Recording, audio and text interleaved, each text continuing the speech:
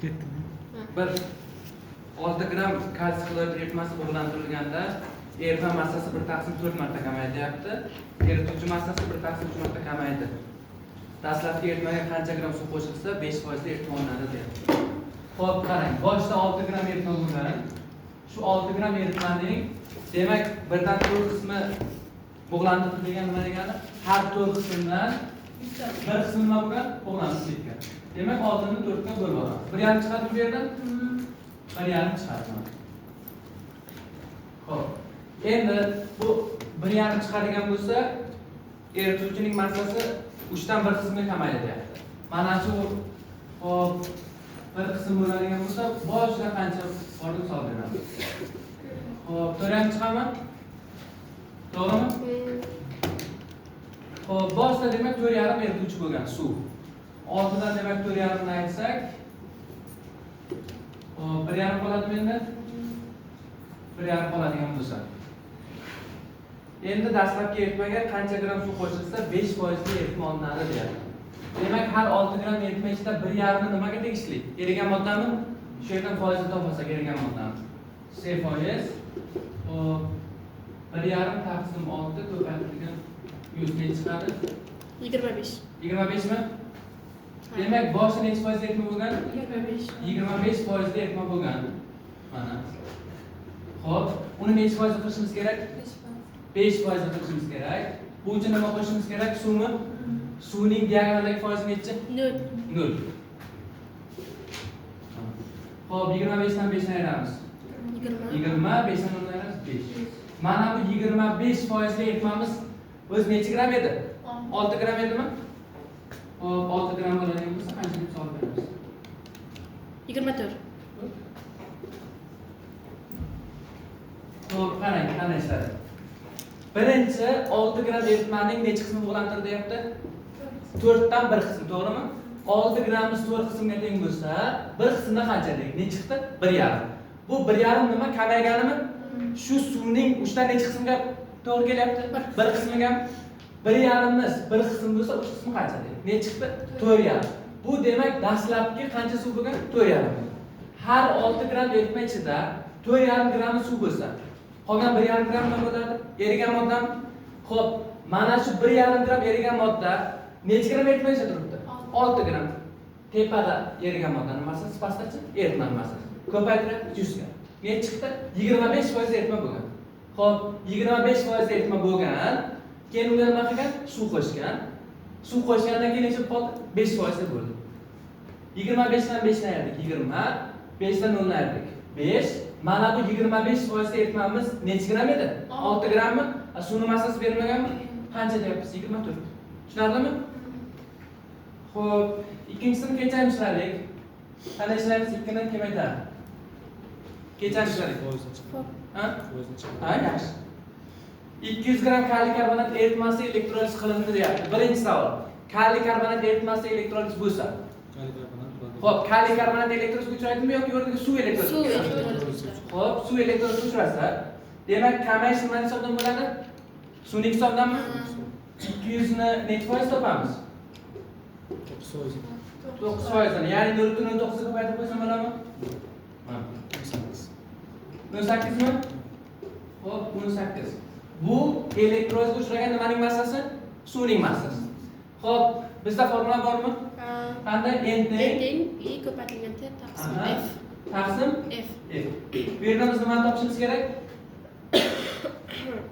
Xo'p, sekund deyapti-ya, T ni topishimiz kerakmi? Xo'p, mana T ni topsak, T teng nima bo'ladi? T ni topsak. F. N bilan F deb chiqadimi? Xo'p, endicha I pastga tushadi. I pastga tushadi. Biz mana bu yerdan N ni topishimiz, N degani Faraday miqdorimi? 18 gram suv uchun necha farad topib ketadi? 2. Nima uchun? Chunki bir ekvivalent işte. Ha, ekvivalent. Mana 9 ga bo'lsa bo'ladimi? 2. Demak, necha farad topib ketgan? 2 farad umumiy. Xo'p, bu uchun endi Faraday sonini necha olamiz? Sekunda so'rasam. 96. Yaxshi. 500 top kuchimiz bunga teng. Ne chiqadi endi bu yerdan qisqartirib olsak 0.2 hop 19300. 19300 chiqadimi? Tushunarlimi? Qayta tushuntirayman. Tushunarli. Hammaga tushunarlimi? Mana formula bor, to'g'rimi? Formulani nima topamiz? T'ni faqat mana bu n degani nima degani? Faraday sonimi? Necha farad o'tib ketganimi? Ekvivalent miqdorda. Shuning uchun 18.9 ga bo'ldim. 2. Ha? Nol ko'p ketdi. 3 avval ishlaganmiz, ha? Yozib qo'yaylik mana. X n o 3 qo'shilgan suv. X plus y plus h n o 3. Y xlor qo'shilgan suv. Vodorod plus y OH. Xo'p, bizdan so'rayapti XNO3 va Y xlorning suvli eritmalarida muhitni aniqlang deyapti. Muhitimiz qanday, nimaga asoslanyapti endi? Xo'p, birinchisida kislota kuchlimi yoki metal kuchlimi? Kislota kuchli. Nima uchun? Chunki kislota ajralib chiqyapti. Ajralib. Xo'p, mana bu metal agar kuchsiz bo'ladigan bo'lsa, o'zi ajralib chiqar edimi? To'g'rimi? Mana bu kislotani qoldirib alohida o'zi hech qachon ajralib chiqmas edimi? Yo'q. Shuning uchun X'imiz demak qanday bu yerda? Vodoroddan keyin joylashgan metalning kamida. Xo'p, bo'lmasa vodoroddan keyin joylashadigan bo'lsa, kuchsizmi? Kuchsiz. Tasavvur qiling, mis mana bu yerda. Mis nitrat bo'ladigan bo'lsa, muhit qanday bo'ladi? Kislotali. Kislotali. Tushunarli? Xo'p, Y xlorda vodorod xloridda Y OH chiqyapti. Endi qoida bor edi. Qaysi metallar o'rniga vodorod chiqarayotgan katodda? Kuchli metal. Kuchli, ya'ni aktiv metallarmi? Aktiv metallar masalan tasavvur qiling, shu osh tuzi eritmasi natriy xlor. Xo'p, natriy xlor bo'lsa nima bo'ladi? Muhit neytral bo'ladimi? Nima uchun? Ikkalasi ham kuchli. Qaysi javob bo'ladi? Kislotali neytral C javob. Xo'p.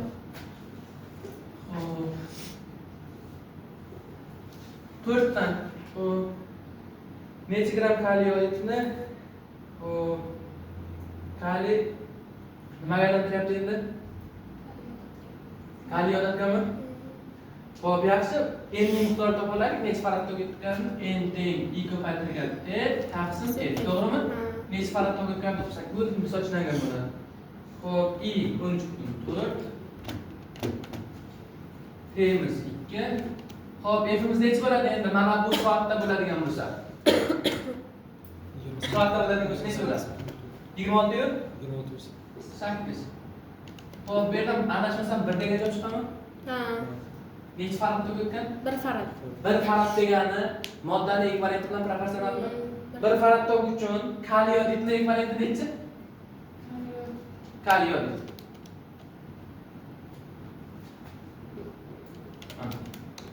166. 166 mi? Ha. Bari birga bo'lamizmi? Birga bo'lamiz. Hop, 166 ni qisqartirib qo'ysak. 166 degan javob chiqadi. Bu tushunarlimi? Tushunarli. Hop. 5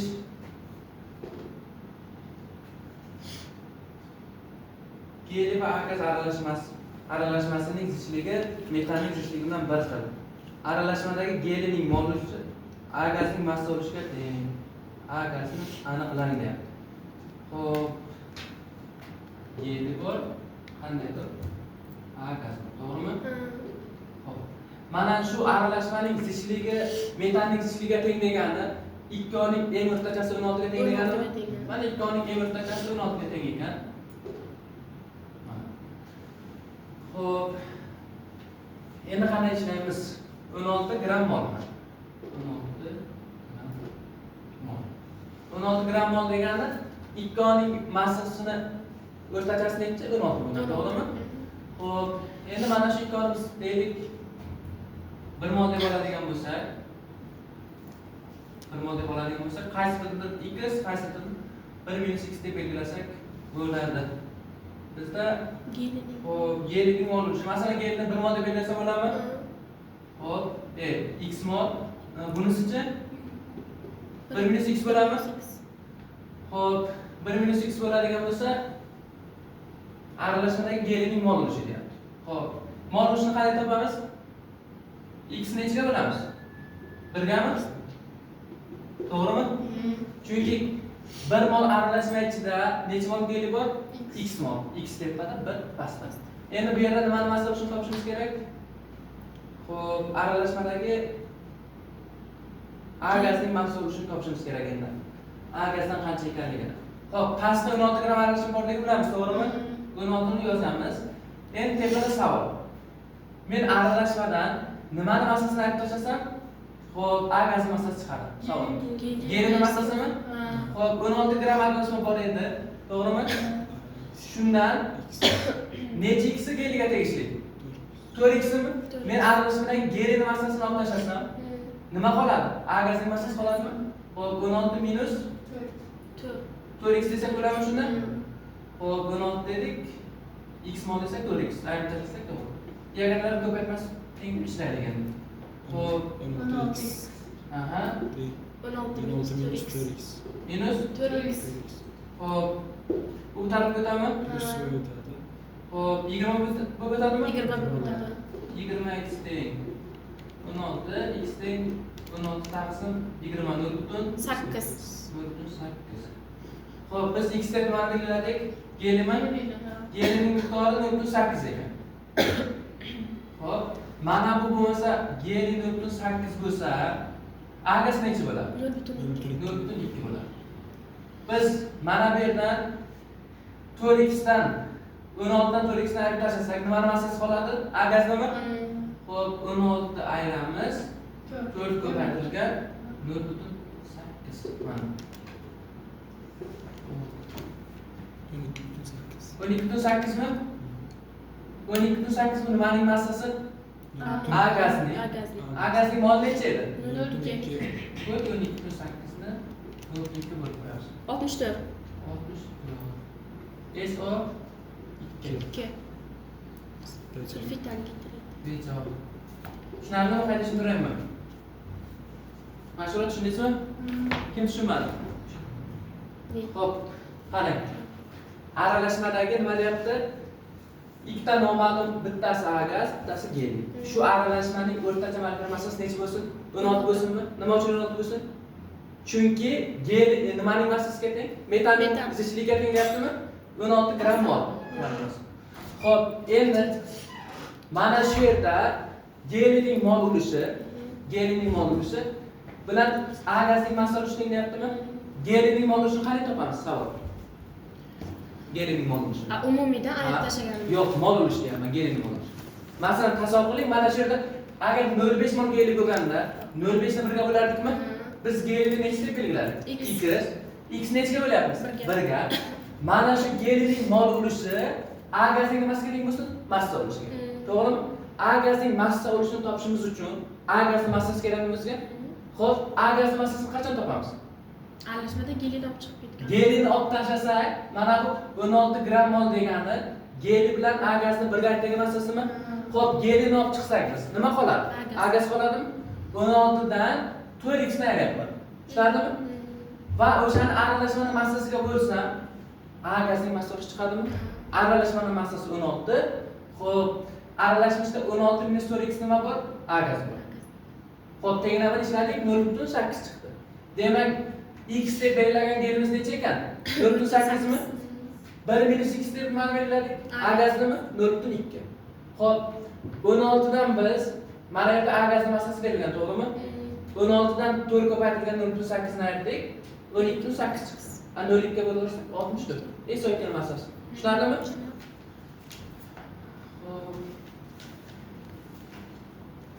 Oldi.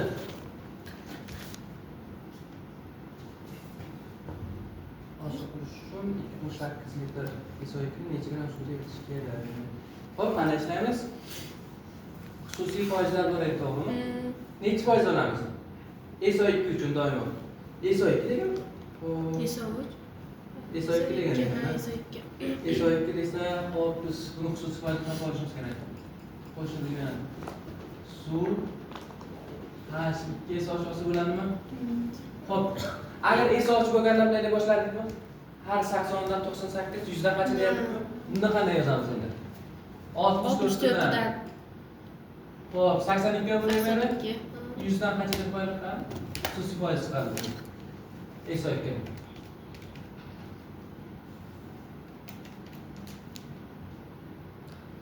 Bir yüz yigirma sakkiz butun bir yüz yigirma besh. 128.125. To'g'rimi? Xo'p, diagonalga qo'ysak 128.125. Mana. Endi buni necha foiz qilishimiz kerak? 2.05. 2.05 foiz. Suvning doimiy foizi 0. 0. Xo'p, endi ayiramiz. 126.075. 126.075, to'g'rimi? Bu 2.05. Xo'p, mana bu to'g'risini S och ni massasini qo'yishimiz kerakmi? Shuni massaga aylantiraylik. Xo'p, 2.8 ni bo'laylik 22.4 ga, ko'paytiraylik S och ni beriga. Ko'paytirgan 64. 8. 8 a? Xo'p, bundan 8 bo'lganda qancha suv kerak deb savol beramiz.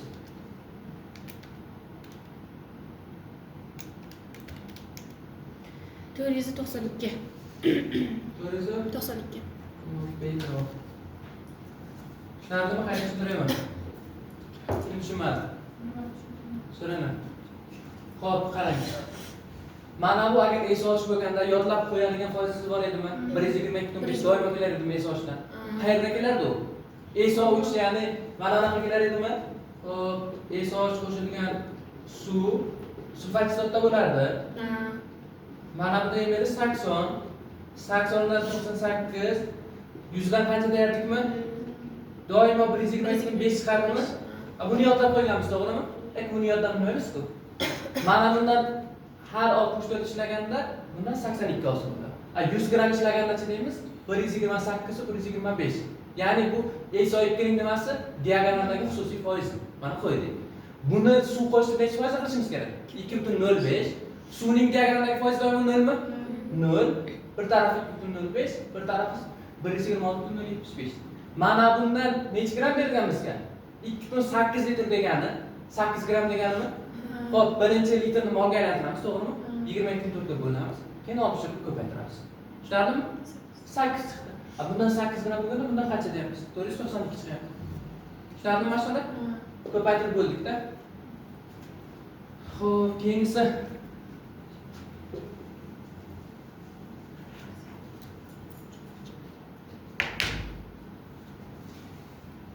yetti.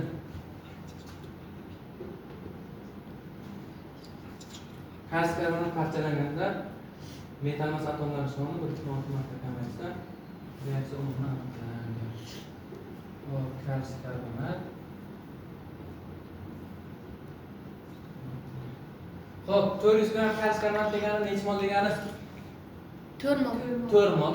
Hop, 4 mol kars karbonatda necha mol metal massa atomi bor? Savol. 4 mol kals karbonatda necha mol metal massa atomi bor? 4 mol. 4 ta? 4 ta. 16 tami? Nima uchun? Mana metalmi? Xo'p, buni o'chirib tashlasan, nechta qoladi? 16 tami? Ha. 16 ta bor. Bu. Xo'p, endi reaksiya kirishdi. Reaksiya kirishgandan keyin metal massa atomlari kamayadimi? Ha. Mana buni qanchasi reaksiya kirishganini bilamanmi? Qandaydir x mol reaksiya kirishdi desam, metal massa atomlari nimaning hisobidan kamayadi? Savol. Gazning hisobidanmi? Xo'p, necha x ga kamayadi endi savol. Bittasidan nechta atom chiqib ketyapti? 3 ta, ikkitasidan 3x. Boshida 16 ta edi, keyin oxirida necha qoladi? 16 minus 3x qoladimi? Bu 1.6 marta kamayaptimi? Ha. Bu 1.6 taqsim 1. Diagonallar ko'paytmasi o'zaro teng deb ishlasak endi. Xo'p, qanday bo'ladi? 16 teng. Xo'p, 25.6. 25.6 minus 4.8x. 4.8x. Xo'p, x ni bilan topaylik. 25.6 dan 16 ni ayirib 2. 2 mi? Xo'p, savol. Biz necha mol kals karbonat olgandik? 4 mol. Agar 4 molni hammasi parchalanib ketganda necha foiz bo'ladi? 100% bo'ladi. Lekin necha mol parchalangan? 2 mol. 2 mol parchalangan. x%. 50. Tushunardimi? Kim tushunmadi? So'ranglar. Nima tushunardimi? Ha.